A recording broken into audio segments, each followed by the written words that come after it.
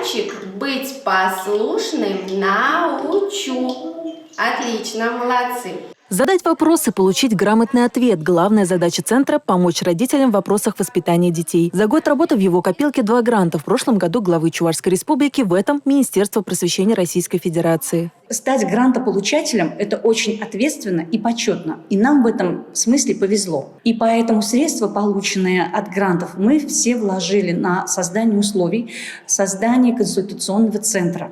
Это и оргтехника, это и какие-то коммуникации, это и игровое оборудование, и методические пособия и так далее. Современное оборудование позволяет и в период пандемии не прерывать свою деятельность. На онлайн-уроках родителям рассказывают о возрастных и индивидуальных особенностях развития ребенка. Для посещения занятий очно есть все необходимое. Развивающие игры, мультипликационные обучающие уроки, а главное – специалисты – психологи, логопеды, дефектологи, музыкальный руководитель и даже инструктор по физкультуре. Мы, когда начали посещать только эти занятия, да, ребенок был немножко зажатый, он немножко боялся окружения, боялся общения. Здесь нам помогли ребенку раскрыться уже безболезненно. Мама Машеньки в центре не в первый раз. Ходили со старшим ребенком. Теперь пришла очередь и младшей.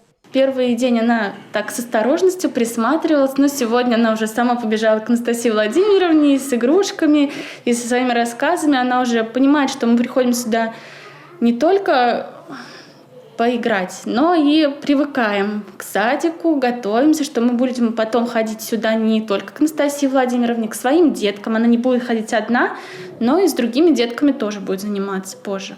Мы об этом с ней разговариваем и готовим ее потихонечку.